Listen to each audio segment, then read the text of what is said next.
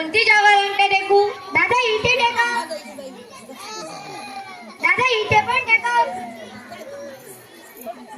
दादा आपल्याला एके दिवशी अंमळनेर मध्ये कचेरीत जावं लागणार आहे. हा तू बोलत तर एक दिन जासूस. बरं झालं दादाला लिहिता वाचता येत नाही, नाहीतर पंचायतच झाली असती. आता दादाची ही जमीन माझ्या नावावर. 1 वर्षानंतर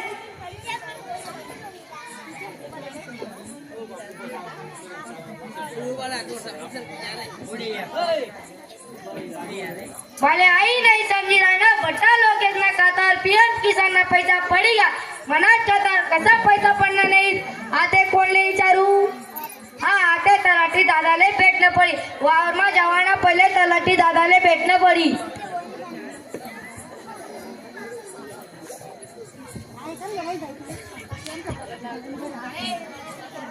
राम राम तलाठी दादा. काय सगळं काय म्हणतो? दादा सगळ्याच ना खातो पीएम किसान ना पैसा पडी गया मना कथा कसा पैसा पडणार नाही. काय ती चेक करतो?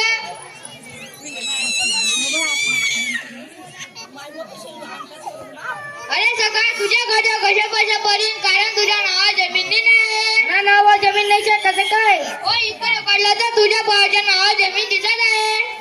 बापरे मना नावली जमीन त्यानं नाववर कस काय वहिनी मनी फसवणूक म्हणाय भाऊ कशी काय करा मना सगळा भाऊ मना मिठा. हो तुझी फसवणूकच झाली. तुझ्या हाताने बनायचा फायदा घेऊन त्याने तुझा अंगठा घेतला असेल आणि त्याच्या नावावर जमीन केली असेल. हा मागला वेळी तुम्हाला अंमळनेर कचेरी लई गटा तटे त्यांनी मला अंगठा लिंदा तटे त्यांनी काहीतरी करत होतं. अरे सकाराम काय झालं? फार चिंतेत दिसत आहे. हा काय करू भो मी अडाणी पशी गो मला काहीच समजी राहिलं. पण काय झालं सांगशील की नाही? मना मिठा न माले पताडी दिना मना नावली जमीन त्यांनी नाववर करते माले वाचनी त्यांनी सांगणे अंगठा टेकिरा मणी तर गैरी जीववरी राहिनी. सकाराम मी तुला किती वेळा सांगायचो पण तू माझे ऐकलं नाही. निदान लिहिण्या वाचण्यापुरता जरी शिकला असता तरी चाललं असतं. हा भाऊ मला गैरा वाईट वाटी राहणं शिक्षणामुळे माणूस शानावर पण मी तवाय ध्यान नाही दिला. पण मी मला पोरले शिकारतो रंगात ना पाणी करतो आडात ना काळा करतो पोटले चिमटा दिसो पण मना पोरले शिकारतो. अरे सकाळ तू तर तुला बोलायला शिकायची पण तुम्ही लिहा वाचायला शिकू शकत. अरे मी आता काय शिकू मग वार मा कोण राबी घर कशी चाली पोट कसं बरी तूच सांग. अरे सकाळ शाळाना मास्तर म्हणता सर्वेक्षण करायले तवय तू तिसरी दोन शिकेल होता असं सांगत ना. अरे तय मायले गैरी शरम लागेल आणि ती तिला सांगितली शिरोन शिकायचे मी.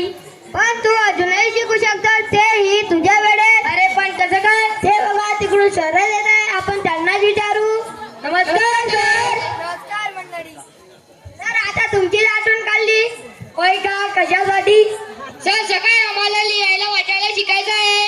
ओ का नाही सगळ्यात तू नाही तर तुझ्यासारखं अजून कोणी असेल तर त्यांना साक्षर करण्यासाठी केंद्र पुरस्कृत उल्हास सहभाग साक्षरता अभियान अंतर्गत गावात स्वयंसेवक नेमलेले आहे.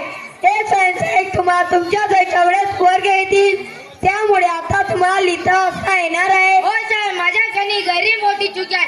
मला जर लिहिता वाचता आले नसेल तर माझी फसवणूक झाली नसते. चला तर मंडळी मी तर ठरवलंय मी तर शाळेत जाणार. तुम्ही काय वाटतंय? नमस्कार मंडळी. शिक्षा म्हणजे केवळ लिहिणे वाचणे नाही तर आपल्या जीवनात प्रत्येक ठिकाणी वेळोवेळ नवनवीन ज्ञान मिळण्याचे साधनच आहे. त्यासाठी लिहिता वाचता येणे आवश्यक आहे. चला तर साऱ्या जुगळ्या पुढे जाऊया. साऱ्या जुगळ्या पुढे जाऊया. आजचे शिक्षण उद्याचे भविष्य. आजचे शिक्षण उद्याचे भविष्य. देशाच्या विकास घेऊन